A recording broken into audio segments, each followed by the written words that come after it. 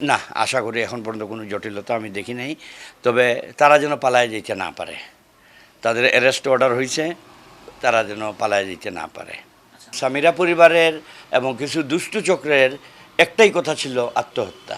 সাধারণ পাবলিকের মুখে শুনবেন না যে সালমান শাহ আত্মহত্যা করছে। একমাত্র সামিরা, ডন, সামিরার মা, সামিরার পরিবার, খালি তাদের মুখে শুনবেন। যার ক্ষতি হয়, যার পরিবারের একজন যায়, তারাই বুঝে। ২৯টা বছর অনেক প্রতিকূল অবস্থা আমরা পাড়ি দিছি, দিয়া আমরা শেষ পর্যন্ত আছি। আজকের এই যে রায়ের ঘটনাটা, এটা আমি মনে করি এটা আল্লাহ প্রদত্ত। কারণ অনেকগুলা বিচারক আসছেন গেছেন, তারিখ পড়ছে, ডেট পড়ছেন, হ্যাঁ না ইত্যাদি ইত্যাদি হয়েছে। রায়ের দিন আমি আমার পরিবারের কেউ এরকম কোনো ঝামেলায় পড়ে নাই যে রায় হবে আর কোর্টে এতক্ষণ থাকতে হবে। সেই সকাল ৯টায় গেছিলাম, ৯টা থেকে বিকাল ৫টা মাগরিব পর্যন্ত কোর্টে ছিলাম। আমার কাছে মনে হয়েছে যে যিনি রায় দিছেন,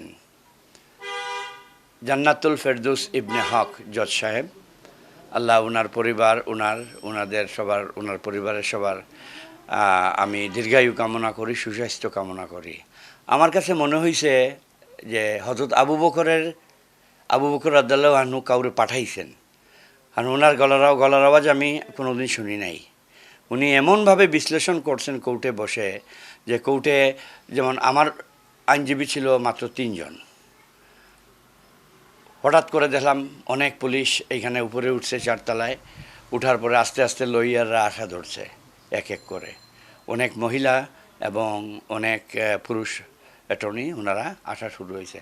পুরা কোর্টরুম ভরে গেছে। আমি প্রথমে ভাবছি এরা তো আমার না, ইনারা মনে হয় আমার বিরোধী দলের। এত লোক তো আসার কথা না, আমার তো অ্যাটর্নি মাত্র ৩ জন বা ৪ জন। এরপরে দেখলাম জজ সাহেব যখন রায় পড়া শুরু করছেন, মহিলা পুরুষ সবাই চোখ মুছে আরম্ভ করছে। আমিও তাদের সাথে শরিক হইলাম, আমিও থাকতে পারলাম না।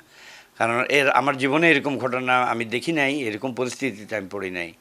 যাই হোক, রায় ঘোষণা হইল, হওয়ার পরে তো নিচে আসলাম, সবাই শুকরিয়া আদায় করলো, দোয়া মাহফিল হইল, আমরা আসলাম। আর এটা ওটা না, কাপড় ধোয়ার একটাই সলিউশন, চাকা অল ইন ওয়ান। আমরা তো কেউই জানি না যে রায় কী হবে না হবে, আল্লাহর উপর ছেড়ে দিয়েছিলাম। এবং যেটা রায় ঘোষণা করছেন সেটা আমার মনে হয়, আমি যেটা ফিল করছি, ৩৬০ আউলিয়ার মাটির মানুষ আমি, এবং ইমন ওরফে সালমান শাহ, তার জন্ম এই বাড়িতে, তার যে নাড়ি ৪০ দিন হওয়ার পরে যে নাড়িটা, আপনার নাড়ি বলতে আমরা নাভি বুঝাই, ওইটাও শাহজালাল বাবার দরগায় গাড়া হয়েছে, তার লাশটা ওইখানে দাফন করা হয়েছে। সব কিছু আল্লাহ প্রদত্ত আমার কাছে মনে হয়েছে, গ্রেট। এবং সমগ্র সিলেটবাসী, বাংলাদেশবাসী, তার ভক্তবৃন্দ যারা আছেন, সবাইকে কলঙ্কমুক্ত করা হয়েছে ওই দিন। আমি বুঝতে পারছি, কারণ সামিরা পরিবারের এবং কিছু দুষ্টু চক্রের একটাই কথা ছিল আত্মহত্যা। বুঝছেন? দেখেন, আপনি কোনো পাবলিকের মুখে, সাধারণ পাবলিকের মুখে শুনবেন না যে সালমান শাহ আত্মহত্যা করছে। একমাত্র সামিরা, ডন, সামিরার মা, সামিরার পরিবার, খালি তাদের মুখে শুনবেন। এখন আত্মহত্যা কি হত্যা তারাই প্রমাণ করুক। জজ সাহেব তো রায় দিয়ে দিছে, তারা এখন প্রমাণ করুক। আইনের বইতে লেখা আছে, যদি স্বামী স্ত্রী একই ঘরে থাকে এবং স্বামী যদি গলায় দড়ি দিয়ে ফ্যানের সাথে বা কিছুর সাথে আত্মহত্যা করে, তাইলে বউকে জবাবদিহি করতে হবে। আর বউ যদি এরকম আত্মহত্যা করে, তাইলে স্বামী জবাবদিহি করতে হবে। সালমান শাহর ব্যাপারে এরকম কোনো জবাবদিহি করা হয় নাই, কিচ্ছুই হয় নাই।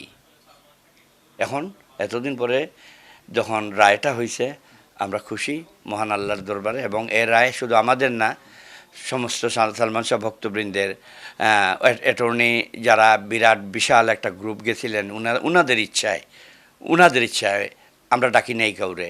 আল্লাহ সবার মঙ্গল করুক, এই চাওয়া। না, আশা করি এখন পর্যন্ত কোনো জটিলতা আমি দেখি নাই। তবে তারা যেন পালায় যেতে না পারে। তাদের অ্যারেস্ট অর্ডার হয়েছে, তারা যেন পালায় যেতে না পারে।